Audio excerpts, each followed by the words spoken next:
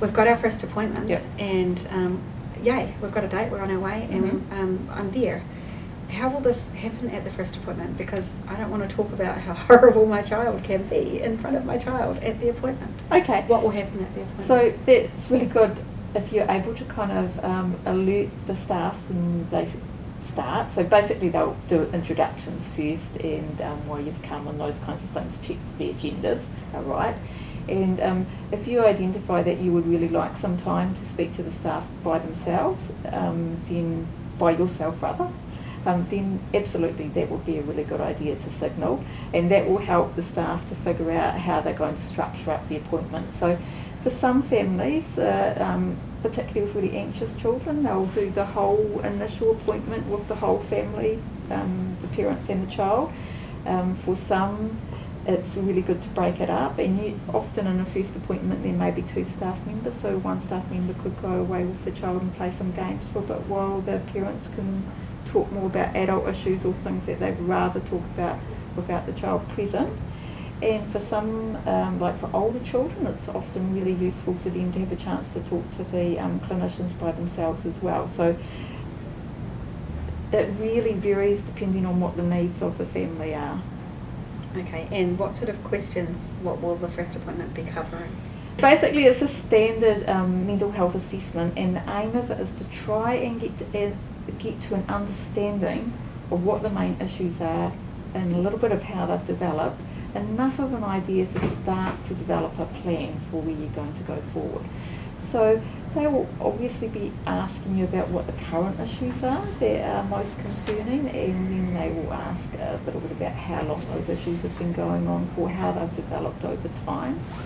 They'll ask about your child's current functioning in terms of things like sleep and appetite and mood, those kinds of things.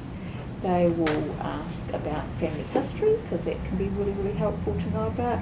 They'll ask about the child's medical history, developmental history, alcohol and drug issues if that's relevant.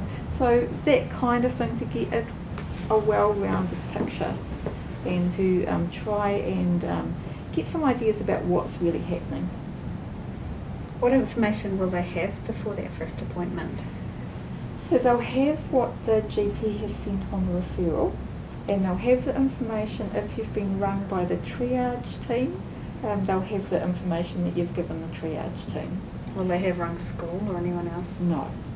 So they won't be contacting anyone else, because obviously they need your permission to do those kinds of things. So that will be a discussion between you and the clinicians if they wanted and or you wanted them to collect other information from, for example, schools, or maybe other therapists or other people that have been actively involved that you think would contribute to the ongoing assessment and treatment.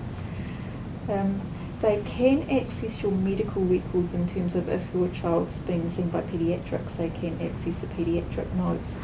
They can also access the prescriptions that have been given. So generally when I see a young person with quite a complicated history, I will usually check if they've had any major paediatric involvement, particularly developmental paediatrics, and I will, if they've got a complex medication regime, I'll often go and have a look at the medications that they've been prescribed, so that I'm kind of up to speed with all of that kind of background information. And does that mean that if there have been other assessments that you don't have access to, you would want them in advance as well, so that you could review them? I think I think it's probably not needed, because there's only so much information you can carry in your head at one time. So you want the key background points if you can, and then you meet the family, and you'll generate a whole lot more questions, and then when you read those other assessments they'll make a lot more sense to you because you have more of a context to put them in. So I wouldn't feel you need to send them in advance.